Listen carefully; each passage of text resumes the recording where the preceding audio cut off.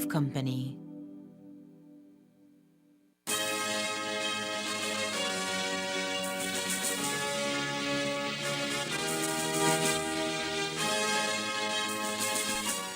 Tonight on CTV3 News, fatal traffic accident recorded in the north. The victim, Louis Cobb, is knocked down while walking back home after being treated at the Corozal Community Hospital. Did Shine Barrow apologize or not to Madam Speaker of the House, Valerie Woods? And we take you to the Help Aid Center where the staff of LICU commemorate Credit Union Day by honoring the elderly. These are some of the stories we have for you tonight in our newscast for Wednesday, October 18th, 2023.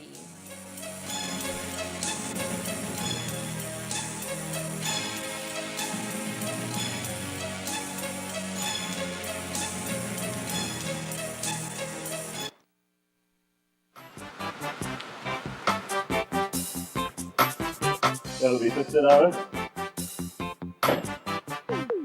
Thank you. Wait, hey, this 50 is a fake. How do you know it's a fake? What are you talking about, sir? How can I identify a genuine note from a fake note? Well, a genuine 50 has a watermark with the jaguar and the written words of the 50, also a thread. Know your money and know a fake one when you see it. Do not rely on any one security feature. Look for the clarity and quality of printing. The printed lines and colors should be sharp and clear. Feel the quality of the paper and the raised print. Hold the note up to the light to see the windowed security thread. It should form one complete line when held up to the light. The watermark and denominational electrotype. The Jaguar is the watermark in the $100 and $50 notes. The Sleeping Giant is the watermark in the $20, $10, $5, and $2 notes. The see-through feature.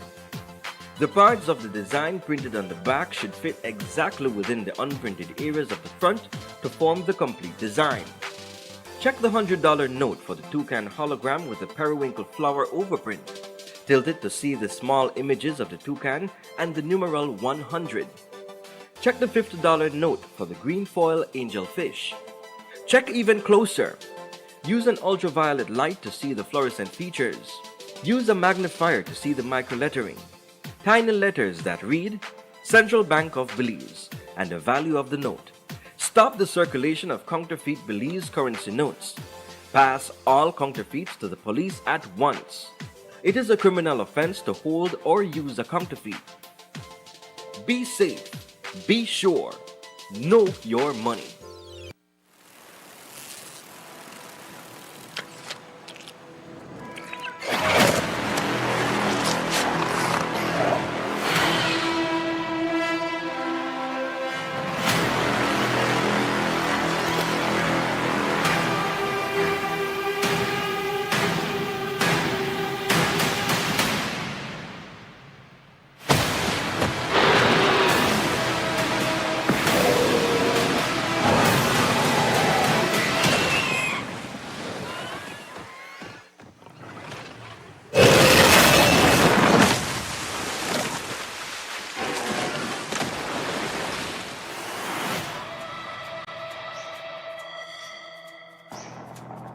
Jonas, we need your help. We're detecting increased aquatic activity 25,000 feet deep in the trench. It's an ancient ecosystem untouched by man. Whatever is down there is trying to make its way to the surface. This was a bad idea. Just a little bit.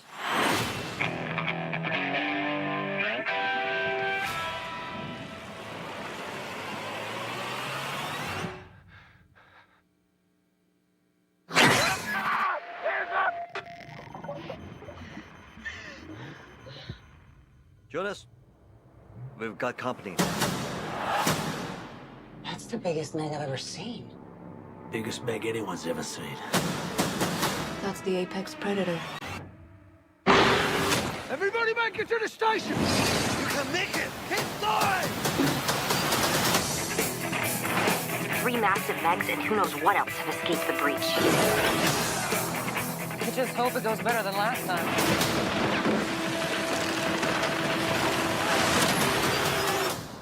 What happened last time? You don't want to know. This ain't the end. I saw you again. Go! We've never seen this before. They hunted in packs.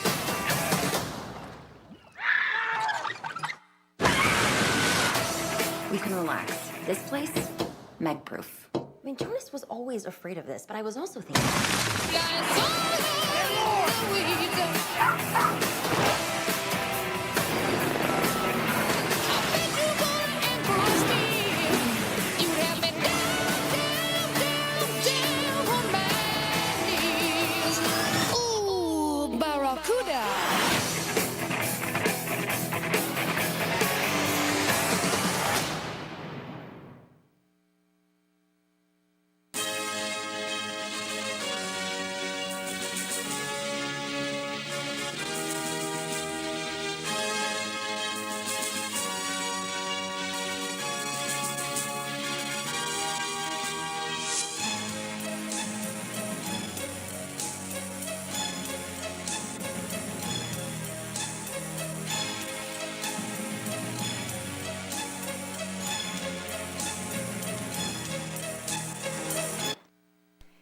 Good evening. With your news, also simulcast on Fiesta FM 106.7. I am Joanna Rodriguez.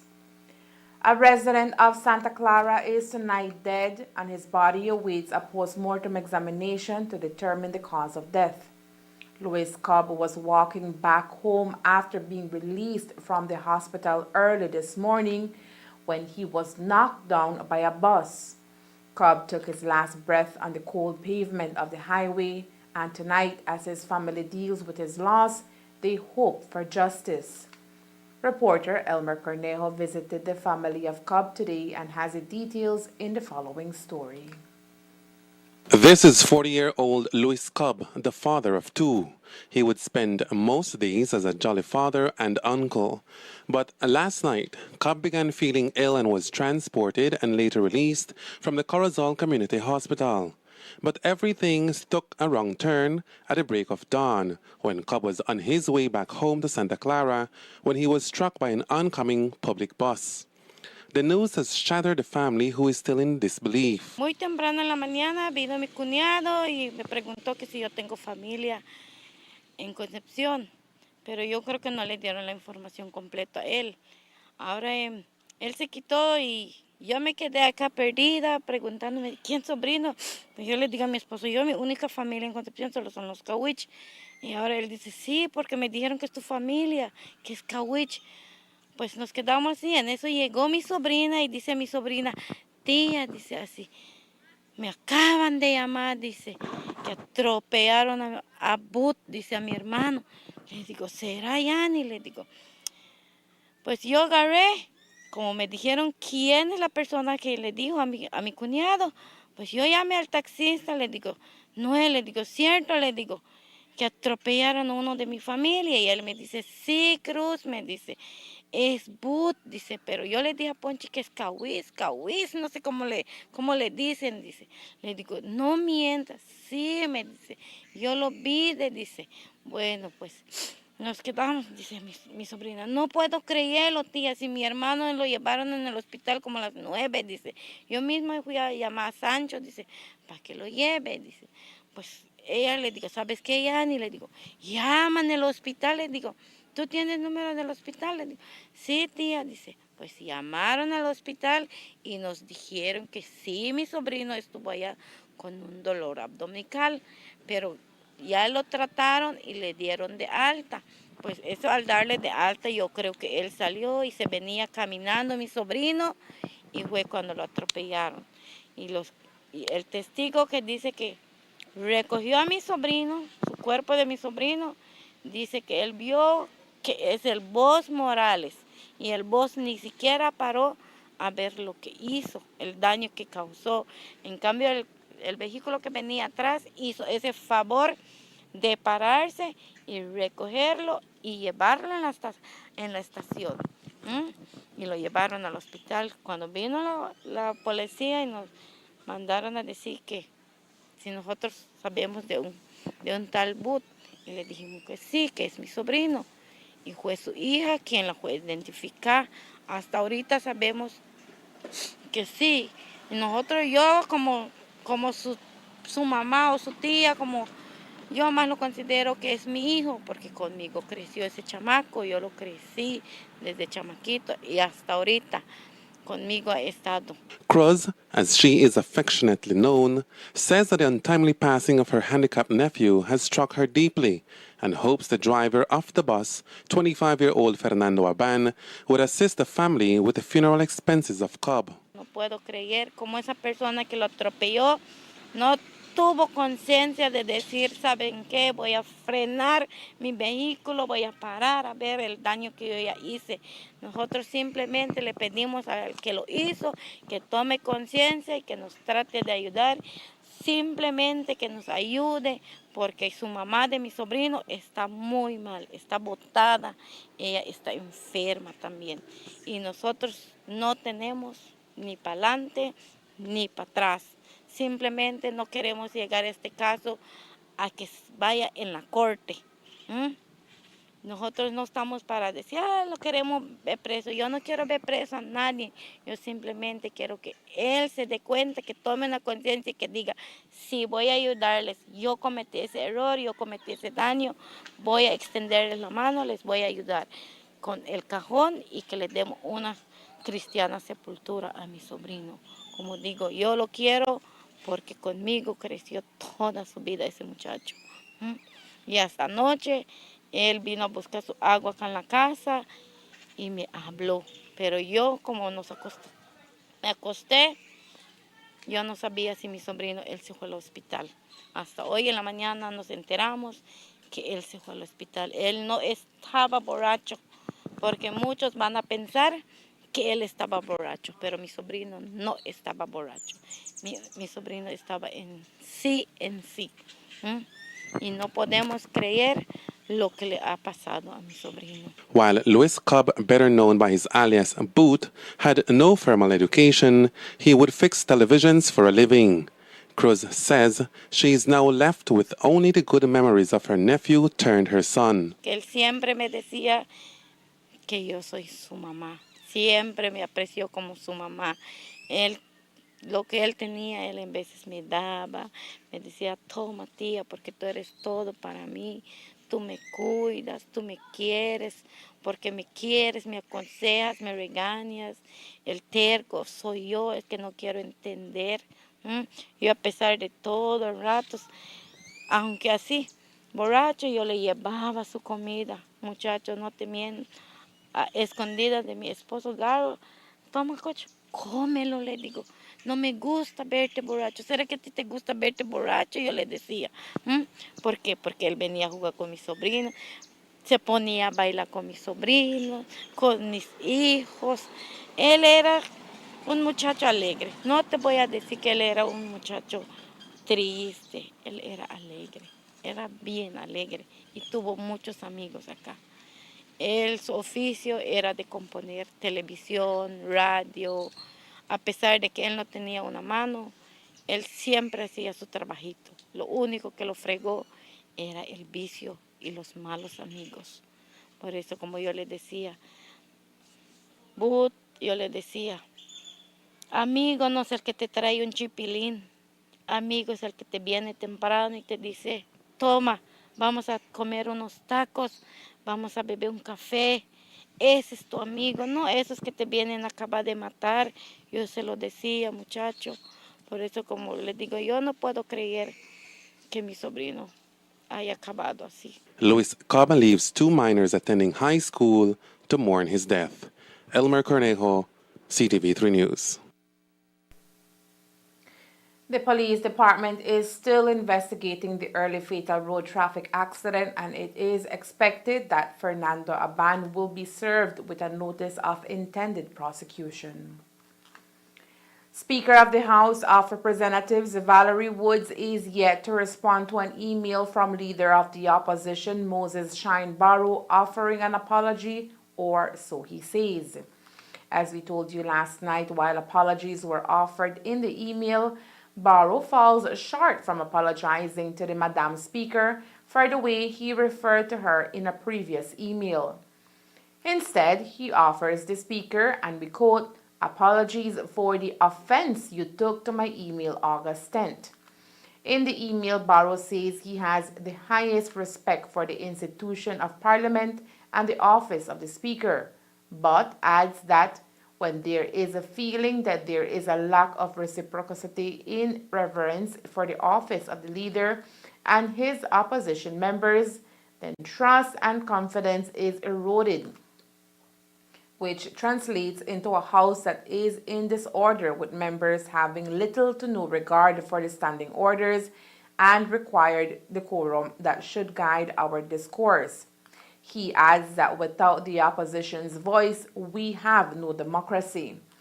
The opposition leader also wrote to the chair of the Constitution and Foreign Affairs Committee requesting that at an upcoming meeting of the working group on October 23rd be used to discuss objectionable comments made by PM John Bresenio to Honorable Tracy Panton on March 10, 2023 in the Honorable House, as well as the comments made by Honorable Abelardo Mai to Honorable Tracy Panton on June 3, 2022 in the Honorable House.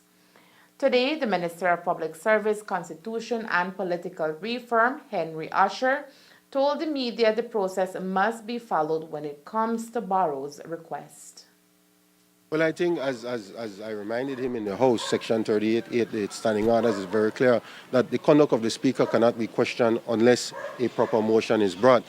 He's aware of that. I saw him reading the book in the House meeting when the section was pointed out to him. So I believe he understands that he should not have done what he did. Sending that email was improper of him.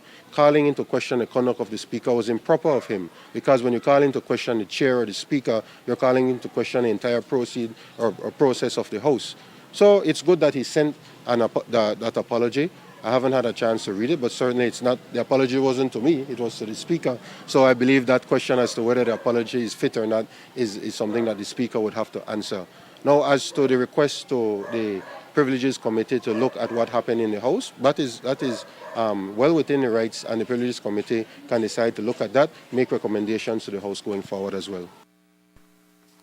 Minister of Education Francis Fonseca was also asked to comment on Shine's apology email and his letter to the chair of the Constitution and Foreign Affairs Committee.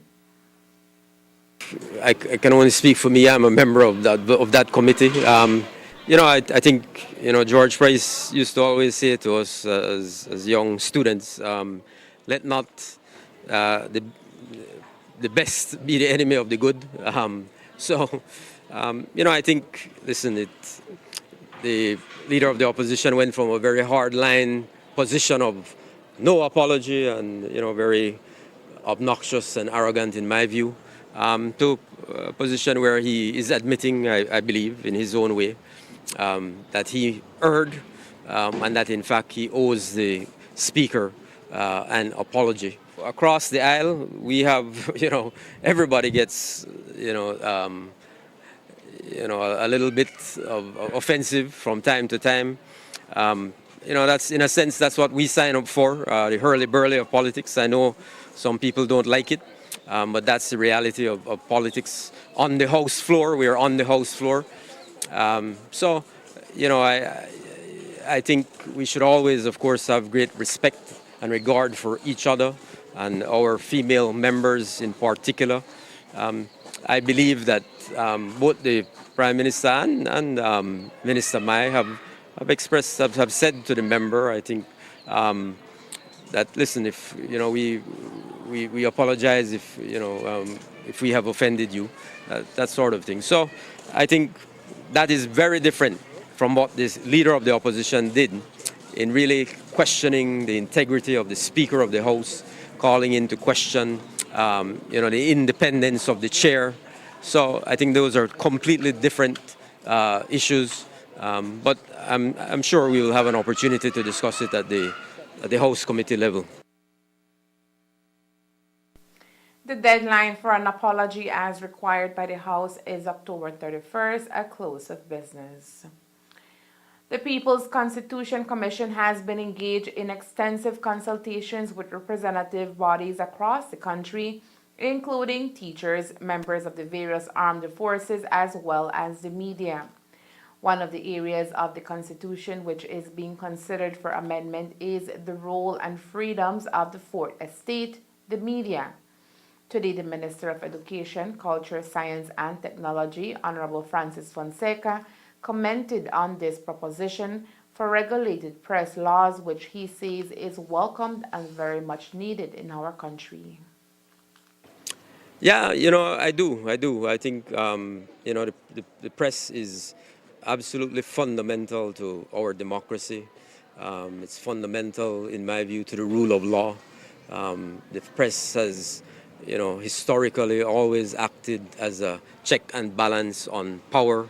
That's the whole purpose and objective of the press. So even though, even when we get irritated by questions, and over the 20 years I have been asked a lot of irritating questions, I still understand and appreciate the absolute importance of a functioning, strong press.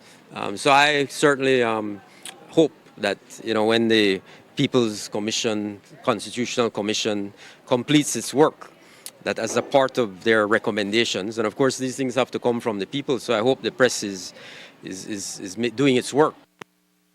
Their representatives to advance this issue.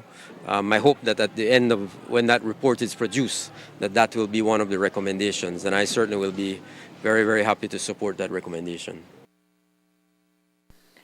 Coming up next, a deeper look at the deadly war between Israel and Gaza.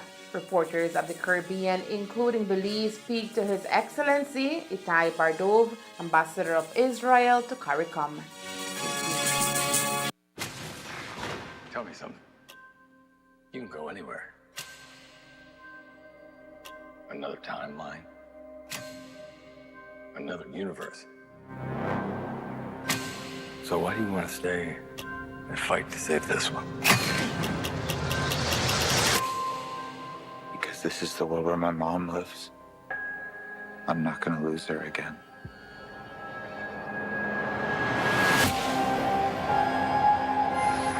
Time has a pattern that it can't help reliving. Different people, different worlds, drawn to each other like magnets.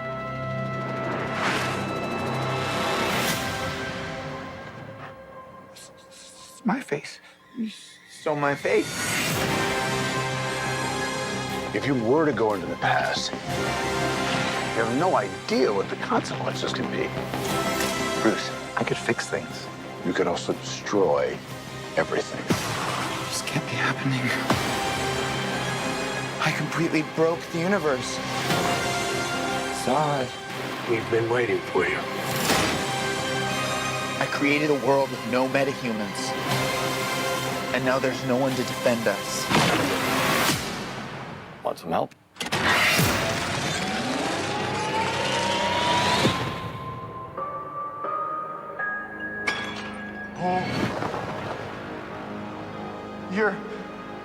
You are? Yeah. I'm Batman.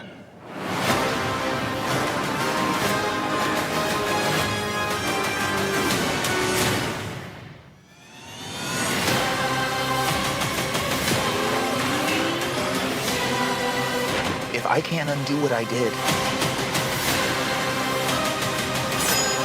if I can't get back, there might not be a future.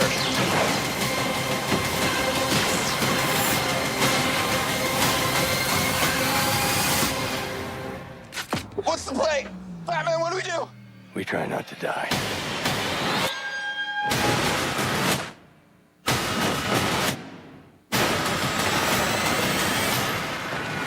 It's not Clark. My name is Kara. I'm Barry. We're Barry.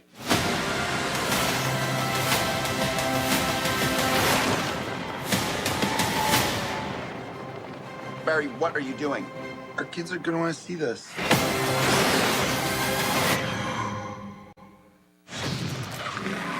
Let's go! We gotta catch up with Scooby-Doo! In the middle of nowhere, Scooby-Doo found a little courage. That's me!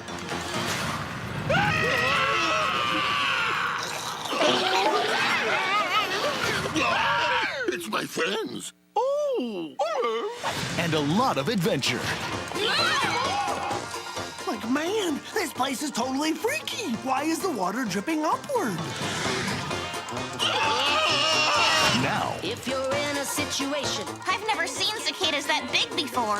More weird and creepy, mysterious stuff happens in nowhere than anywhere else in the world. It's on our flag. Getting scared, then welcome to the town that isn't there. Enjoy. Yes, ma'am. there's nowhere to run. The insects grow to crazy sizes here. Where creepy is a compliment, bananas is a verb. Bravery, I'm confident, is still a dirty word. And nowhere to hide.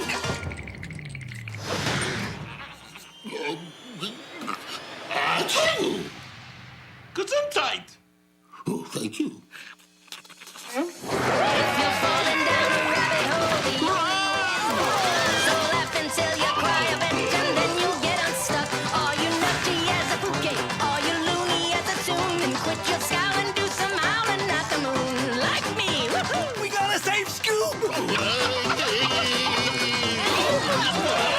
Straight out of nowhere, Scooby-Doo meets Courage the Cowardly Dog. Woohoo! Jackpot!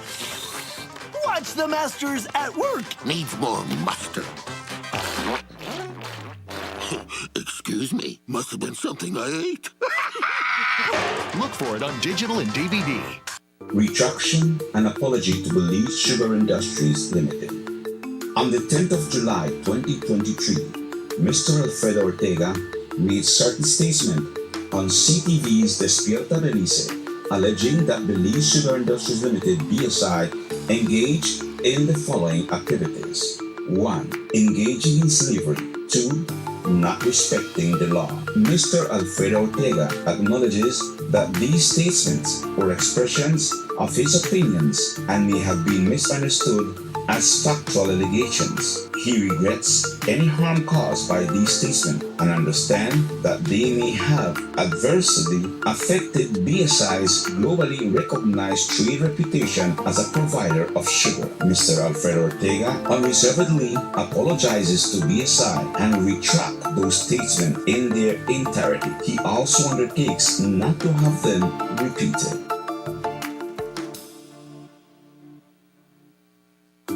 The following is a retraction and apology to the Belize Sugar Industries Limited. On the 10th of July 2023, Mr. Oscar Alonso made certain statements on CTV3's Despierta Belize, alleging that Belize Sugar Industries Limited, BSI, engages in the following activities. 1. Stealing sugar from cane farmers. 2. Oppressing people. Mr. Oscar Alonso acknowledges that these statements were expressions of his own opinions and may have been misunderstood as factual allegations. He regrets any harm caused by these statements and understands that they may have adversely affected BSI's globally recognized trade reputation as a provider of sugar. Mr. Oscar Alonso unreservedly apologizes to the BSI and retracts to those statements in their entirety. He also undertakes not to have them repeated.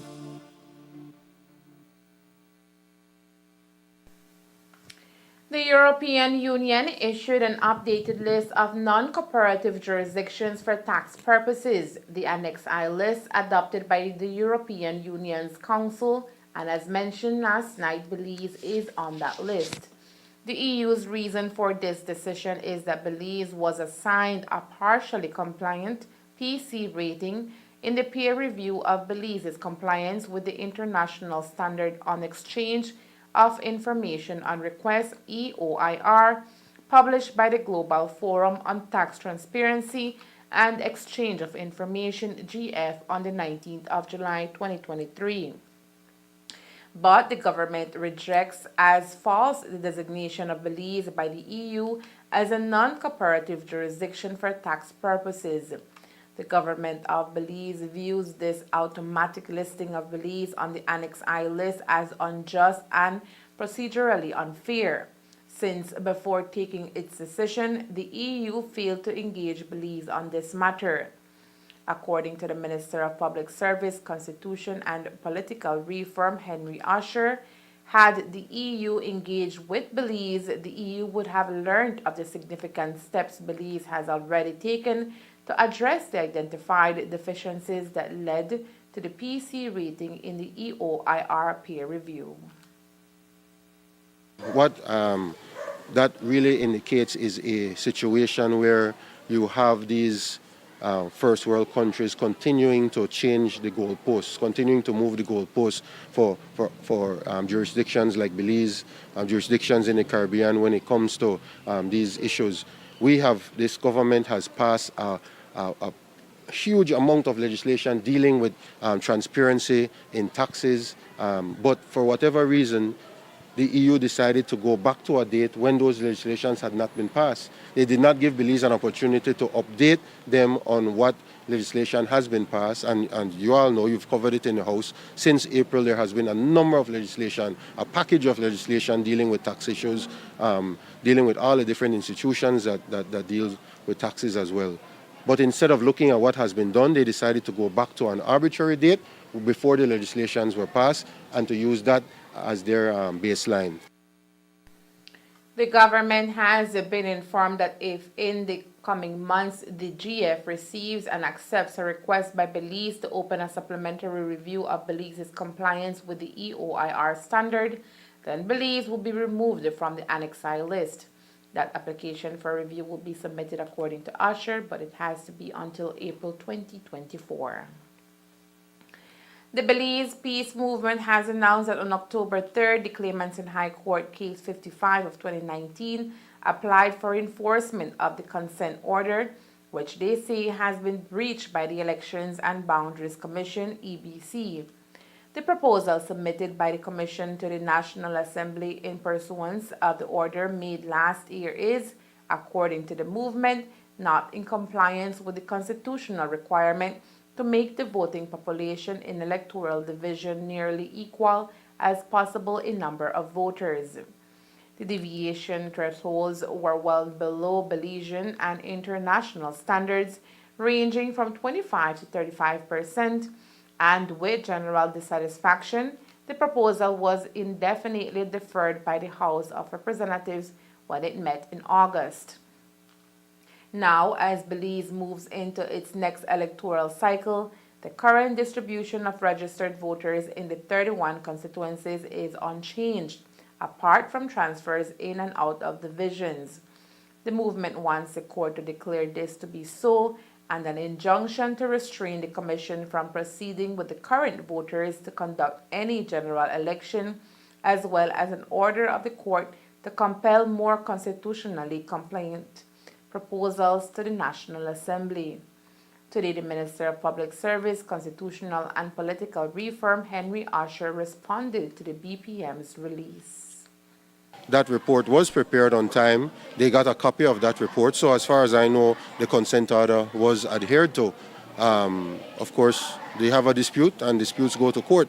What I can say in regards to that particular report, and I've said this before to the media, is that we believe that it was unfair to expect the Election and Boundaries Commission to come out with a proper informed report when it didn't have all of the information needed, particularly the census. The Section 90 of the Constitution says very clearly that they are supposed to be considering the distribution of the population in the country. It does not say the electoral population as far as the Constitution that I have. It says the population of the country. So in order to consider the population of the country, they need a proper updated census. What they were working on is a census from 2010 and then population projections from 2010 using a growth rate that we don't know if it was accurate or not. We won't know that until the census comes out. But also the census shows population trends. Where are people moving to? Rural areas, urban areas, which urban areas, the types of buildings that are being built in these areas. We see a change in Belize City where we see more apartments being built rather than single dwelling homes. And all of that information would be included in a census and certainly would be able to properly inform the Election and Boundaries Commission when they're doing that report. The July 17th date was a date set by the court. We had hoped that it would have been a date when the census would have been completed already, but now that the census is being completed, hopefully sometime soon, we believe that a proper report can then be done. With the case going back to court, does this mean the redistricting case will be put on the shelf? And if not, will the exercise be completed in time for the 2025 elections? I believe that the Commission has the opportunity now, once the census is complete, to look at the census, to look at the areas in the Constitution where they do have authority to act and come up with a report. I believe that the consent order from Claim 55 was adhered to. The report was submitted. Now, was it a properly informed report? That's something that has to be determined, and I think it's better to do it right than to rush this process. It's absolutely important to make sure that the Constitution is always adhered to when it comes to the electoral divisions and the distribution of the voters in those divisions. No date has been set for any hearing. 60 senior citizens from across Orange Walk Town were treated to lunch and an afternoon of games and socializing by the management and staff of La Inmaculada Credit Union. Today's luncheon formed part of the celebration of Credit Union Day, celebrated annually on October 19th. This year, the credit union movement is celebrating 75 years in existence, and the LICU chose to mark the occasion with the elderly in our community who are often overlooked and marginalized. Every year we celebrate the International Credit Union Week, and this year was no exception. We did have a fallback with one of our colleagues that many would know, but we're pushing forward, and what we did this year, because of the incident and because of time, we partnered with HelpAge Orange Walk, Mr. Peralta, where we're catering for 60 elderly people, where we provide lunch for them today. We'll play some games for them, and everyone will leave with a bag of basic necessities, including basic items, sanitities, and food for them. As part of the celebration, the staff of LICU spent the entire afternoon socializing with the elderly who were treated to lunch as well as games and lots of surprises. The main theme for this year is that they're celebrating 75 years of the credit union movement, and we always give back to the community. Majority of the times we focus on giving back to the most in need, and this year we decided to go with the elderly, which is the HelpAge, and we have them here. And like every other year that we give back, we remain member focused. We know that some of the same elderly people here are our members, so it's a form of giving back to them, as we are membership-based focused institution. Apart from bringing our staff closer together, it's been very interactive with the elderly. We were here from early 9 in the morning to set up, and we already had someone here waiting for us. So it's very interactive. We know that many a times the elderly tend to be forgotten. They were here from early. I personally listened to 5 different jokes from Pepito. So it's very interactive with them. It's refreshing. It's a form of us giving us back, and it's very interactive with them and with us. Celebrating 75 years of the credit union movement this year, according to Marketing Officer Enir Ramos, highlights the importance of financial education within our community. We encourage the general public to become a part of our institution, La Inmaculada Credit Union here in Orange Walk. We also have a branch in Belmopan. We're very membership focused. There's so many benefits that members can enjoy from. Apart from promoting that, it's all about giving back to the community and our membership. And we know that many of the elderly will be very appreciative of this. So we encourage everyone you're welcome to join and be a part of our movement, and we're here to serve our membership.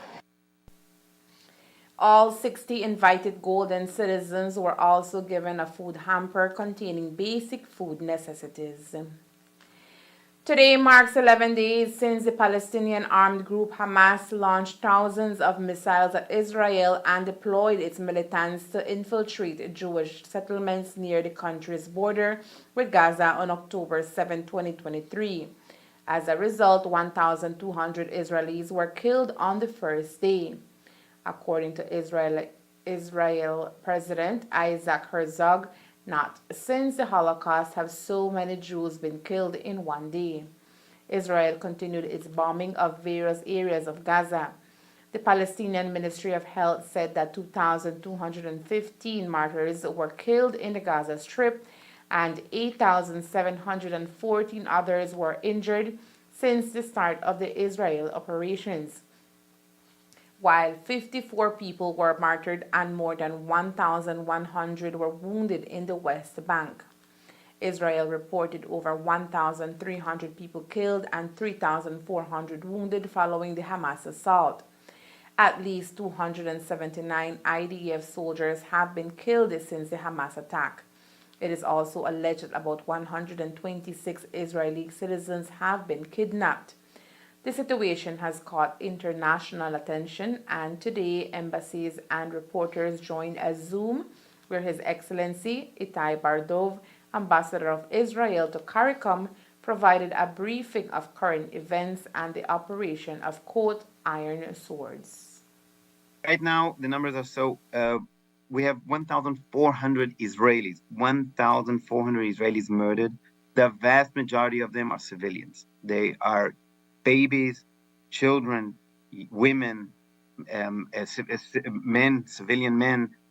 They are senior citizens, elderly people, sick people, autistic people, children, or people who suffer from different kinds of limitations have been murdered, just murdered without any remorse, any respect to human life. We know we have already informed 199 families that their loved ones are being kept hostage. So we have 199 hostages that we know of. That number might grow because there's still quite a large number of missing people who haven't been accounted for, and we cannot confirm if they're dead, or if they ran away, or if they've been taken hostage. And we have more. We have even more than the number seen here, but more than 4,000 people who have been injured. A big part of them are gravely injured, seriously injured, being treated for their wounds in Israeli hospitals. And as you see, nearly 7,000 rockets, but that keeps changing all the time. It's the number is much higher now of being fired from Gaza, and the targets struck are targets are civilian or any target that was hit in Israel that caused damage. Those are the targets struck that you see here. The ambassador of Israel to CARICOM says Israel is suffering at the hands of Hamas, whose ideology compares to that of ISIS, who has support around the world. Nonetheless, Israel's position is to not give in.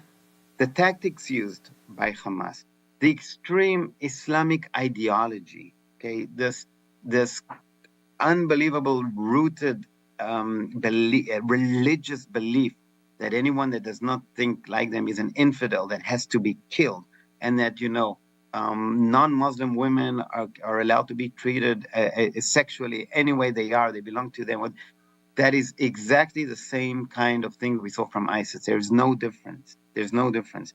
Now, right now, Israel is in the front of this confrontation with Hamas, but Hamas has supporters around the world, and we've seen, and in a click of a button, they had people protesting around the world. They can order attacks around the world. This is an ideology, and just like ISIS was stopped, Hamas has to be stopped. Just like with ISIS, there was no room for a dialogue. Who are we going to have? We cannot have any kind of dialogue with Hamas. Who are we going to have dialogue? These calls for a ceasefire, peace. What does that mean? People saying, "Hey, listen, we know you were attacked, but right now, listen, go and speak with Hamas, call for a ceasefire, and let them continue be a threat to your citizens, your civilians."